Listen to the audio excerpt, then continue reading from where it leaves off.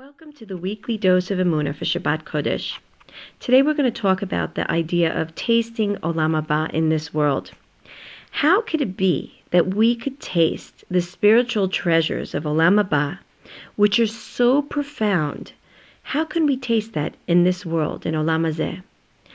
Well, it's only through the gift of Shabbat Kodesh that we're able to grasp just a small measure of the Kedusha that's inherent and the founding of Olam Haba. So every week we get to have that taste of Olam Haba.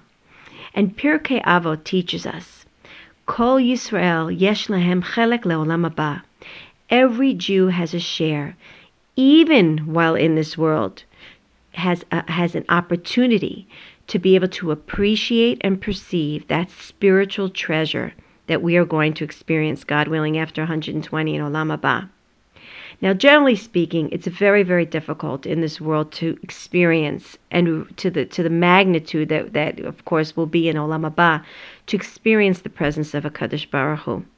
There's so many veils that disguise Hashem's interactions with us in the everyday life, and the immense kedusha that emanates in a way that we can't fathom it. Of course, in this world, we're not able to fathom it and absorb the kedusha.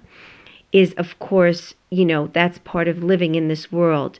But we're able to, through Shabbat Kodesh, absorb some of that and get a foretaste of what it will be like if we really experience it according to the letter of the law that we're taught in the Torah Kedosha.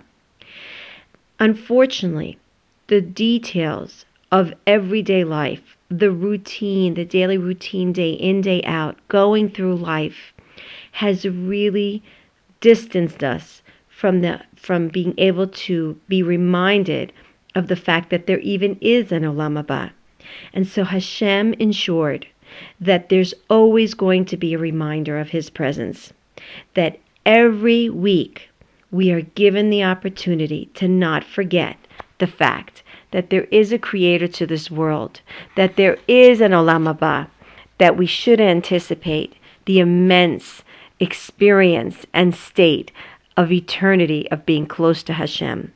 In fact, Moshe Rabbeinu, when he came to instruct Klal Yisrael of the gift, the immense, beautiful gift of Shabbat Kodesh, the wording that's used in the Torah that was given from Hashem to tell and to describe Shabbat Kodesh was Lech vehodia otam. Go and tell them. In other words, Hashem is telling Moshe Rabbeinu that essentially we should be told through the form of yediyah of what Shabbat Kodesh really means, and that is the experience, a foretaste of Olam Haba.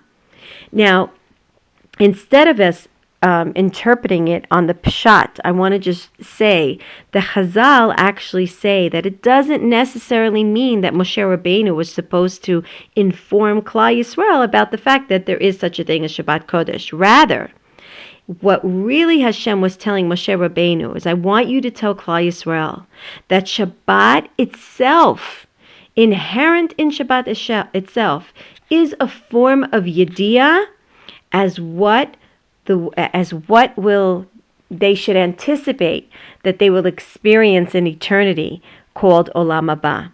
Now let's just understand a second that Yediyah basically is Da'at. Da'at, which is essentially Emuna, means that Moshe Rabbeinu was instructed to tell Klal Yisrael that we are to develop what's called Da'at with Shabbat Kodesh. And what is Da'at? Da'at is an emotional bond, a connection, a kesher with Shabbos Kodesh.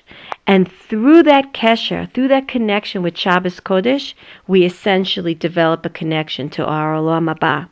So Be'ezrat Hashem, this Shabbat Kodesh, let's try to develop that bond with the Shabbos day, that spiritual closeness, that sense of awesomeness of what awaits us, and anticipate that time after 120 of eternity, of constant closeness, of that spiritual ecstasy of being close with Hashem Yitbarach.